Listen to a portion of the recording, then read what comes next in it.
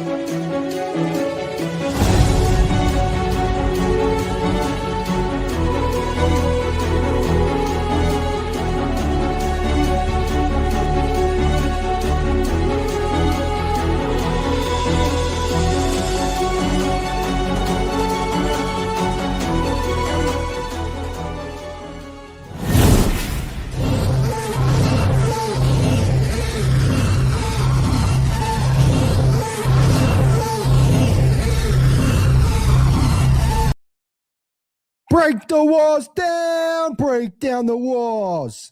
If you guys understand that reference in terms of the countdown clock, the Jericho, then you know ball, but that's besides the point. Welcome to Cowboys Beat Live for December 23rd, 2025. Don't know if we're going to do a show tomorrow. I'm going to see if I can sneak in a show for tomorrow, but I would love to do that. I love working on holidays, especially because we have a big game. Well, not a big game, just a game on Christmas Day. So, Cowboys, hopefully they give love on Christmas Day. If you guys know that song, that is a banger of a song that unfortunately will have to go back into the attic on, what's that? What's today? Friday, unfortunately. Even though I like to play Christmas music a little bit after, but that's besides the point. Nobody's here to hear my takes on Christmas music. You're here to hear my takes on the Dallas Cowboys, and that I will provide to you guys. So let's start this off. First off, hit the like button, subscribe. I'll greatly appreciate that. Let's go here.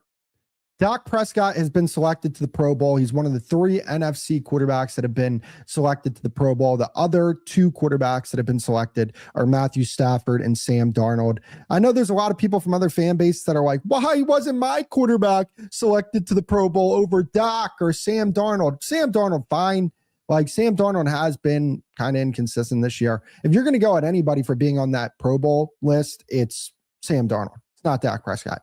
Because I'm going to be honest with you. If you're doing like a Pro Bowl selection of like the 3 best quarterbacks in the NFL, Dak Prescott's on that list. That's how well he's played this year. I mean, he's had a remarkable season. He's been tremendous. And a lot of the shortcomings of this Cowboys team is not because of Dak Prescott. We all know what it is. Everybody's beaten into the ground. It's the defense. The defense is not good. But like, I'm going to go this far. Not only should Dak Prescott be a Pro Bowler, he should be an All-Pro this year. He's been the second best quarterback in football. They're going to give it to Drake May because Drake May is on a team that's winning more football games. Drake May has not been a better quarterback than Dak Prescott this year. And he's been fantastic. If you guys know anything about me for my takes outside of the Cowboys, I've been a huge Drake May fan, but he has not been better than Dak this year. The only quarterback that's been better has been Matthew Stafford. I would even say Dak's been better than Josh Allen. Josh Allen has been far too inconsistent for me to say that he's been better than Dak. And my thing when it comes to Dak is this, right? He's a top 5 quarterback in the game. Wherever you want to put him in your top 5, you want to put him at 5, cool. I'm cool with that, right? He's in that top 5. Like, to me, the top 5 for me, it goes Allen, Mahomes, Jackson, Stafford, Dak. So I got him at 5. I don't think that there's 5 quarterbacks who could put over him. Even Joe Burrow. Joe Burrow's been too he's been too inconsistent from a health standpoint. Now, when he's on the field, he's been fantastic. And I know saying that, and then, making the argument for Dak may be one thing, but I would also say this. Dak Prescott's, he's going to be healthy for most likely. I mean, this year he's been healthy for 15 games so far this year. So, I mean, knock on wood, my desk is wood, so I can knock on it. You hope that there's no injuries with Dak for the rest of the season, that he just finishes the season clean. And, that to me would be like, and here's the reason why I'm upset about how this team finished the year and just how this team was this year. But there are some real positives. And I mean, the one positive that you have is the fact that Dak Prescott has been able to stay healthy this year. I mean, that's huge. Not only has he stayed healthy, he's played at an extremely high level. So those are 2 things that I wanted to see from Dak coming into the season: healthy and playing at a high level. And both of those things came to fruition. He's been healthy and he's been playing at a high level. So that's really good to see. So when you look at this team going forward, because I don't look at this and say like, this was our year to really get after it and we weren't able to come up big this season. I don't look at it at all.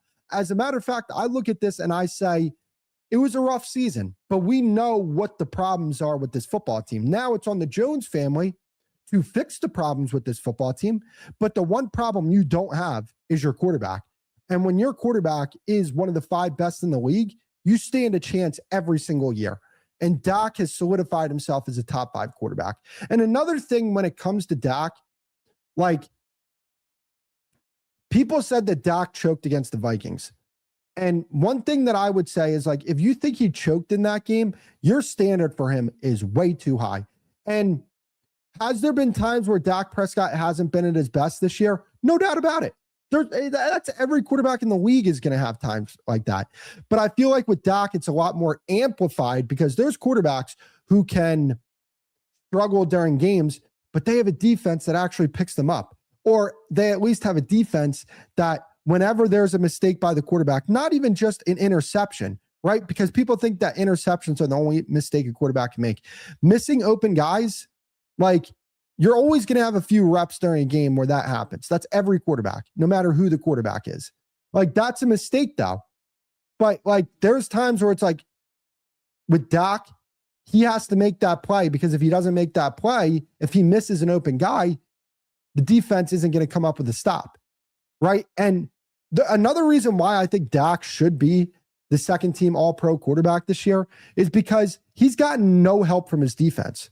This defense has provided absolutely nothing for Dak Prescott, which to me says you need to be looking at this guy as one of the legit guys in the NFL that can be on the All-Pro team this year, right? Like, they struggle to get takeaways. They struggle to get stops. He doesn't have as many possessions as other quarterbacks have, so he has to make the most out of his possessions. And I think he does a very good job at doing it. So, and lastly, to end the point on Dak Prescott, I would say this. How many times are we going to say, is Dak Prescott, is he like the best quarterback in the league in individual seasons, right? In 2023, people were asking that question throughout the course of the season. In 2025, people were asking that question throughout the course of the season. My question is this: how many times do we have to say that before we say Dak Prescott is, no doubt about it, a top 5 quarterback? Because I hear this all the time. Like 2021, people were asking, wow, is Dak playing the best in the league for the first half of the season? 2023, for a majority of that season, people were asking that question. 2025, for a good portion of the season, people were asking that question. So when this guy is healthy and he's playing, he's usually playing like one of the best quarterbacks in the league.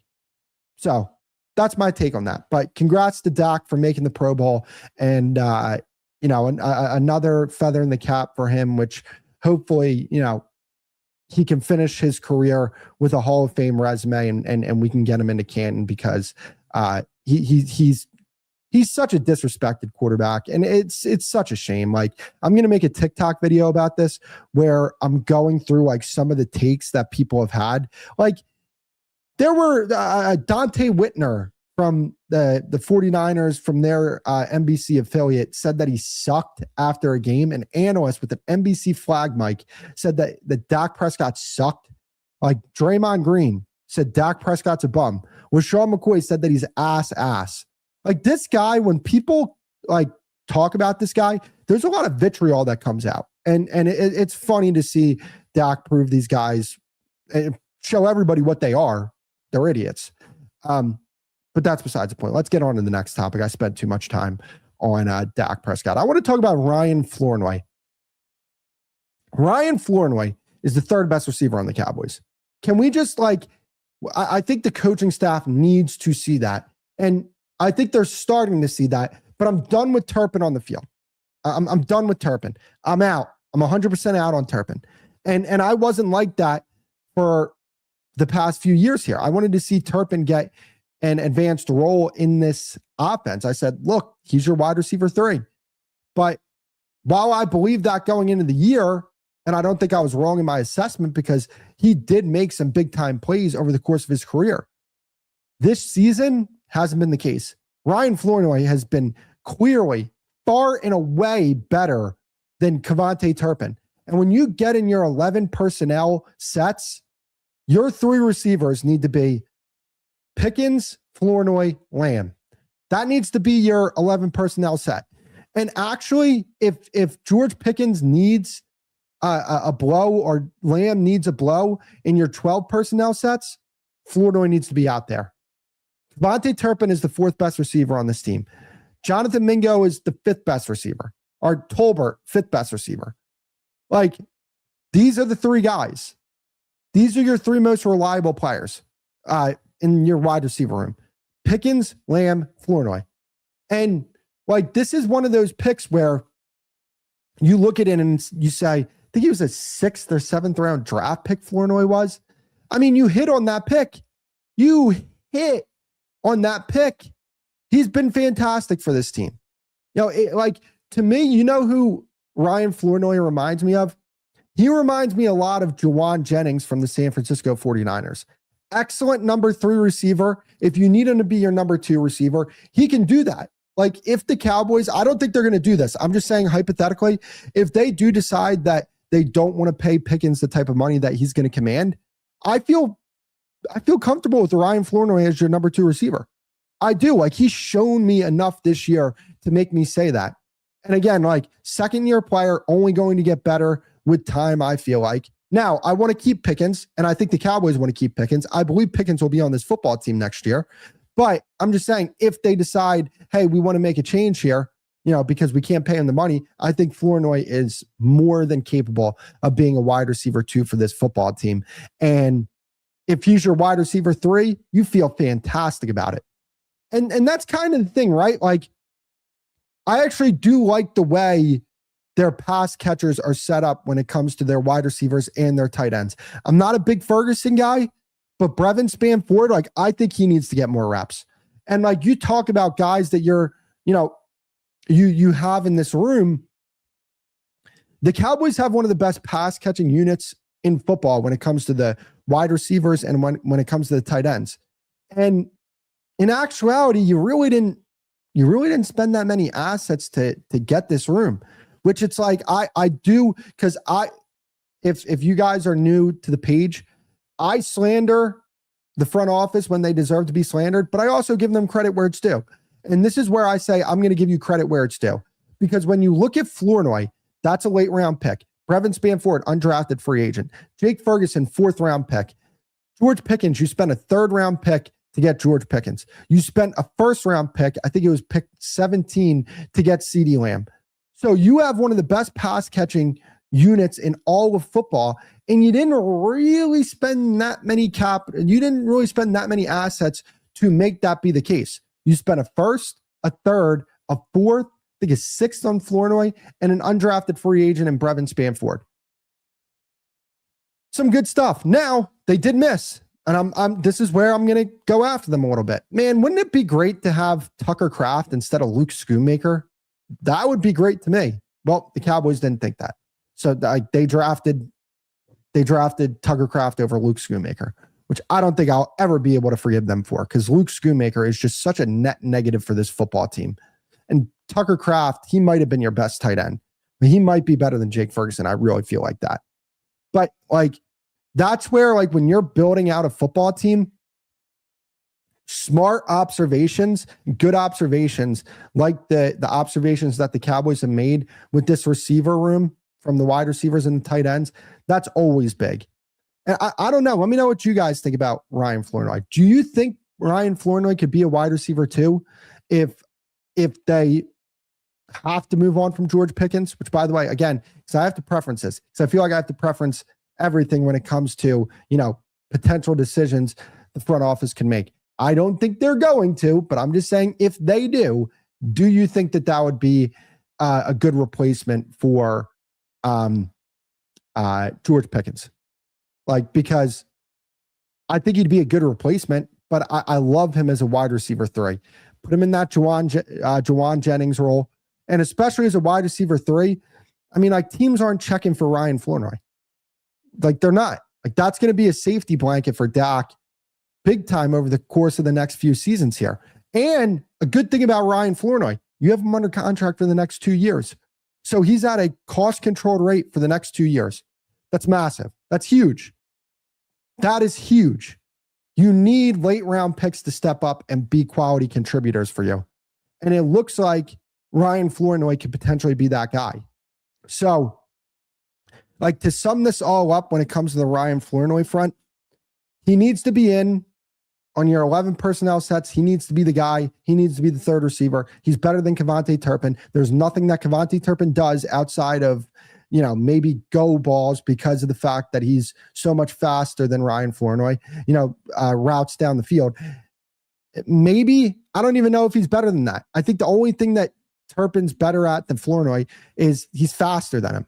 There's nothing he does better than him. And I get it. Like, they signed Turpin, they paid Turpin, but are we doing this thing where we're putting players on the field based off of what they get paid rather than what they can actually return in terms of your investment on the field? Because if we're looking at ROI and return on investment, Ryan Flournoy has been a much greater return on investment than Javonte Turpin. Javonte Turpin is another one of these guys that got paid and hasn't played up to the level that he needs to play up to.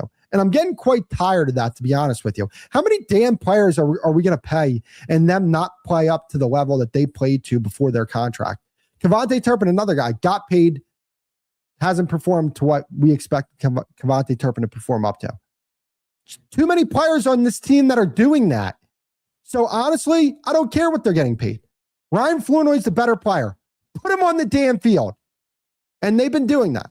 But I'm just saying, like, I'm not even saying this is a Schottenheimer decision or if it's a Jones family decision, that when they're doing this, like, hey, we want Turpin on the field more because we're paying him more.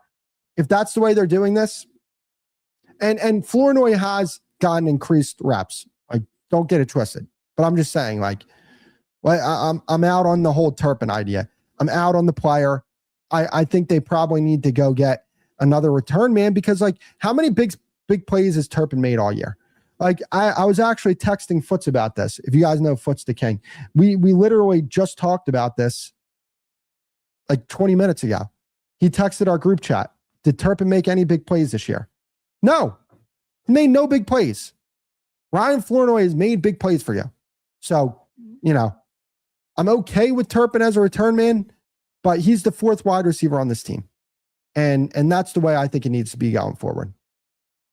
So I want to move on to the running back conversation. By the way, if you guys haven't already, please make sure to hit that like button, abuse the like button. Keep hitting that damn like. Well, just hit it once, because if you keep liking it, then you're ultimately going to like it and unlike it. So hit that like button. I would greatly appreciate that. Let's move on to our last topic of the day, and that is Javonte Williams. I'm a big fan of Javonte Williams. I think the Cowboys should re-sign him. He has been a gigantic asset to this football team. But let's be honest with ourselves here. What is Javonte Williams as a player? Because I think as a player, Javonte Williams is a B player. Like, Is he a running back one? Like, yeah, he's a running back one, but you would feel better about him if he was your running back two, or if you had a running back two that was a high-end running back two. Because I think a lot of what's happening with Javonte Williams this year and why he's been as good as he is because of the fact that I think the interior of the Cowboys offensive line is extremely strong and they have a really good run scheme. But my thing is this, like, I don't want to look at things and be like, okay, this player's enough because we can really coach it up. And if the players play up to a certain level, he could play at a really high level. I don't want to live in that world. I just want to go get a better player. Now, unfortunately for the Cowboys, they might not have the draft resources to go draft a guy like Jeremiah Love. Like, I'm sorry, I'm not drafting a running back this year with the defensive concerns that you have on this football team. You need to improve that unit. You're not a running back away from anything if you do not improve your defensive side of the ball. But there's some interesting names out there in free agency this year. Talk about Travis Etienne. You talk about Breece Hall. I'm inquiring about those guys. You know, obviously, I'm making sure that this defense is straight first, but I think I'm going to look that direction. And I would absolutely be interested in bringing back Javonte Williams. Like, let's be honest about what this team wants to be as a football team. They are a football team that wants to run the football. Like, the only reason why they haven't been able to play with the balance and the structure that they've wanted to play with going into the season is because of the fact that their defense is really bad. So my thing is, if you want to run the football, let's make sure that we get players that are outstanding at running the football. Javonte Williams is very good, but is he a Breece Hall? Is he a Travis Etienne? I don't think that he's one of those guys. Those are guys that could take the top off of a defense with their explosive plays. Because right now, when I look at this run game, it's respectable. When teams lighten up the box, you can be effective running the football. But at the same time, where are the explosive plays? Has there been enough explosive plays from this run game to make you say, I'm satisfied there? I think they need to improve this position. I really do. And again, Javonte, good player. I like having him on the team, especially in blitz pickup. Oh my God, man. This dude is outstanding in blitz pickup. He's one of the best running backs in the NFL when it comes to blitz pickups. But at the same time, if we don't have a running back with juice on this football team next year, I think you're leaving something on the table. You want to be able to get put in a situation where you have a running back with legitimate juice. Because if you're going to want to run the ball more, because this defense is going to be better next year. Like, I have such a hard time believing that, one, they're going to bring back Matt Eberflus. So your defense might just get better based off the fact that you have a new defensive coordinator. So I don't believe that they're, one, going to bring back Matt Eberflus. Two, I don't think that they're just going to sit on their hands and say, no, we're good with personnel when it comes to the defensive side of the ball. I think what they're going to do is they're going to attack free agency and try and get some really good players on this defense. And I think they're going to go in the draft, and I think they're going to draft two players to be on this defense. I think they're going to draft a pass rusher, and I think they're going to draft a cornerback. So I think you're going to have an improved defense. And because you're going to have an improved defense, you're going to be able to run the ball next year because of the fact that you're not going to be in the mindset of, we have to put up 40 points on the board if we want to win this football game. So I think you're going to have more running attempts next year. So if you're going to have more running attempts, let's make sure that we have a guy on this team that can break a game open with his running ability. Because then at that point, you want to know what happens? Because, like, look, you know, people talk about you got to establish the run, or, you know, sometimes people will say you got to throw the ball to lighten up the boxes so you can run the ball. You know what I'm saying? Like, they say all this stuff. And in actuality, establishing the run is definitely a thing when it comes to wearing down a team physically. But in terms of getting into certain looks when it comes to different coverages that you're going to face, like some coverages, like if you play cover one man, they're doing that because they want to stack the box and they want to make sure that they can choke the run. So if they're in cover one man, it's much easier to throw the ball against them than when they're in quarters, right? So teams go into games and they say, oh, they have Lamb and Pickens. We're lighting up the boxes. Like, they don't have to establish. Teams don't come out and play their base formation against you. And it's like, hey, they have to get us out of this. No, they just come in and they say, hey, this is our game plan.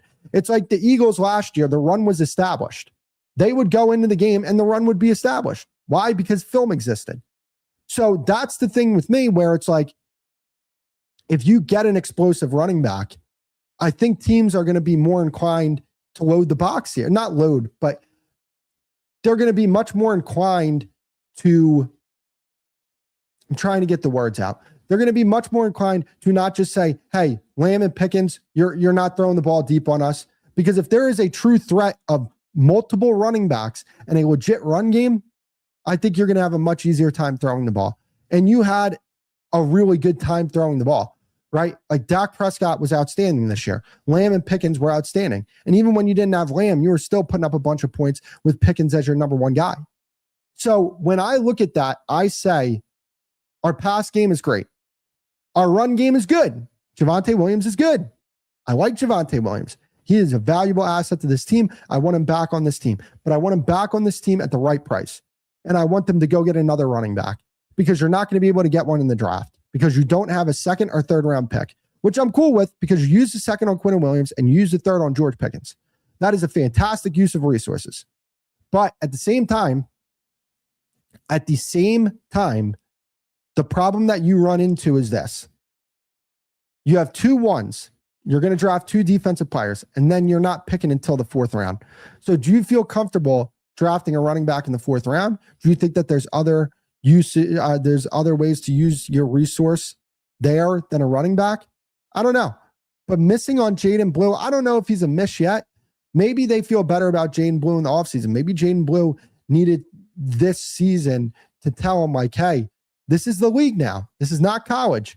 All that playful energy and we get at grace to young players. You're supposed to be our running back number 2. And you're playing like a bum. You better start doing your job. If you guys understand what I'm doing there, ball. But that's the thing with Jaden Blue, right? He's